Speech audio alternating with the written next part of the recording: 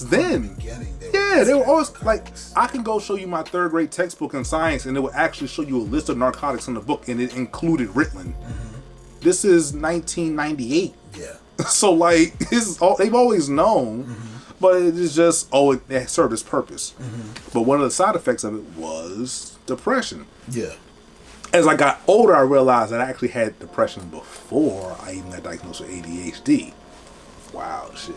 So it was, it's a lot, man. What that story is fascinating. It is fascinating, but I so kind of. At a young age, how were you aware? How did you become aware of that? I knew that I had moments where like my mood was really low. Like I had this understanding of vibrating on a very low level, and I also have a face that I typically make when I'm really melancholic, if you will, and it's now how I can look in the mirror and be like, okay, Eric, where are you at right now? And I can tell where I'm at or what I'm going through in a moment. Yeah. And I've made that same exact face going back to me being 3. Like I have pictures, I can be like, oh, I know exactly how I felt in that moment. So yeah, and like I can look back and I was like, oh shit, I've been dealing with depression longer than I've been dealing with ADHD. Yeah. Which is problematic when they're giving you now medicine that can give you depression or suicidal ideations, and you're taking medicine. You like Is this all in the same meeting? Yeah. They warned you about the suicide part too? Nah. They don't talk to the kid about it. Yeah, but not like they adults. should. You hope. I don't remember it. Keep going. It's a lot. It's a lot. It's a lot. So like, I got to a point where, I when I was first on a medication, I'm in school and I had to leave out the class at a certain part of the day to go take the medication. I had to take it once in the morning before I got to school, and it would only last for a certain amount of hours, and then I had to take it again close to the end of the day, like right after lunch. But yeah, it was a little rough, I think what I started realizing, especially as I got older, is that, because I was on, the Ritalin, and it was like, oh, well, over some time, it's not doing enough. So it's like, oh, let's add this to it. That's what they were doing? Oh, that happened over time. So like, so when I got towards like middle school, it was like, not just Ritalin, but it was also another medicine called Concerta. I've never seen that commercial. Yeah. And then both of those increased like the emotional mood swings crazy. Yeah. Right. So, and by this point, like none of my folks don't know, but like I had attempted like twice. Yeah. You know what I'm saying? What age was this? The first time I was like 8. I don't know why I had a thing with knives. I had a thing with knives. Sharp objects. Yeah, I had a thing with sharp objects, man. It's like, and it was always like, hold it up to this particular, like, artery in your neck. You do it, it'll be fast. Oh, so you were doing research. Yeah, no, I was like, oh, this got to get done. Yeah. And then, like, it's wild how you just said I that could like never, a New York cat. I could never, like, Thank God. Thank God for real. I could never, I'm happy I'm still here.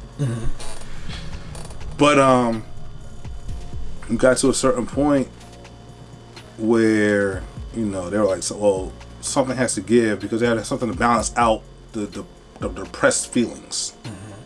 So then that came Wellbutrain, which was an antidepressant. Okay, let's move on to our second sneaker as we tell this story. Bet. All right.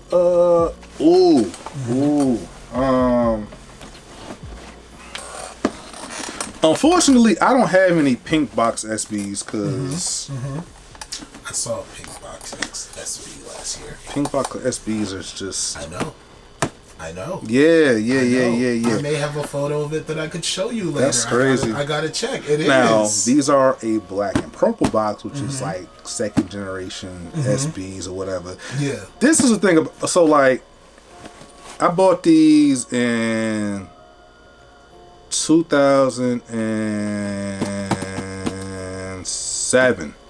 2007, 2008. And I got lucky. What was the sneaker world in DC like back then? Were you in DC at that time? I was back in DC briefly. I was back from Winston, Salem State, where I eventually graduated from. Yeah. Sneaker world in DC was interesting because you had people that was wearing what everybody was wearing. Like, you know, people still had their old phones. Nike boots was definitely the thing. 992s was still heavy and strong. I'm not sure the 993s had like really like hit the streets hard at the time yet. You had some people who was wearing 524s. Those was Bama's. I'm sorry. Look, like, why was they Bama's? Because like I get that we was wearing New Balances and you had to like kind of fake it to a degree, but like at least for me, I was like, if I can't get the actual joints, I'm not going to get like the step down. Yeah. You know what I'm saying? Like it's like going to get. It's like, oh, you want Air Force Ones, but you can't get them. So let's go to JCPenney and get the all white Nikes. It's like those ain't the same shoes, and you may be worse out because you tried to. Like, oh, I got the Nike Court Forces. Like, oh, okay, yeah, that's not the exact. But I see what you're going for. It's all that. SBs was definitely like a very, very distinct crowd. Coveted. It was very coveted. Very coveted. To the point that I don't even know in DC where I could have actually got them. When you think back about it. Yeah, I don't even know. I have no idea. I'm sure there was places I was out here. At the time, I know Commonwealth was open. Shout out to Commonwealth. Shout out to Commonwealth. Yeah. I think Ducky had Major open. Georgetown was open, but they never had an SB contract. Palace 5 was not open yet. Rest in peace to Palace 5. So yeah, I got these off of EasternBorder.com. So these are the khaki highs. They got wear and tear on them because I actually skated in these. I was one of those kids that used to know you down on Freedom Plaza that was rocking on skateboards and all that. Nah, that was talk about what a time being down there. Nah, also so like as you can see, the laces is crazy, right? Hold it up a little bit. The laces are crazy. Mostly because I got small ankles, dog. You got small ankles. I got narrow feet. And I got narrow feet, dog. I got narrow feet, and you know, I kind of needed stuff to be laced in a way that my foot wouldn't fall out of it. And you know, it ain't real fun when you try to hit an ollie and you mess up and your foot come out your sneakers and all that. But yeah, now the beautiful thing about this shoe is that I also got heavy into like searching for kicks on the internet, like on some crazy type stuff, like trying to find deals. Yeah, and not just like sneakers, like fashion, like clothes, jackets, or I got a funny story once upon a time about me buying a double-breasted Burberry blazer off of eBay for $40, and it was a legit authentic, like, yeah, but like so. Khaki highs, if anybody remembers, the high top Nike SB Dunks, when they had the OG bottom on the bottom before they redid it,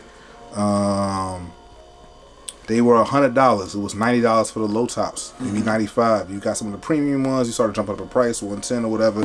Yeah, these were $55. I'll never forget that they were $55 because I was surprised that I found some in my size for $55. So that's why, like, he asked me to get 4 sneakers. I was like, no, these are like, I got into like thrifting, consignment, all of that. I used to skate in these things. Consignment. So basically, the non-drug definition of consignment is when you purchase, or let's say you give a product over to an entity who will do the selling on your behalf. And once they actually sell said product, then you actually receive your cut and they receive a cut for being the retailer of said product. Many times you can actually go to some of these consignment places. They sometimes will be inside of some thrift stores, things like that. You could buy things and they'll have a purchase price that's there. That's not what the actual owner of it's selling it for. But you still paying for both people working together to get you what you trying to get. So yeah, these I will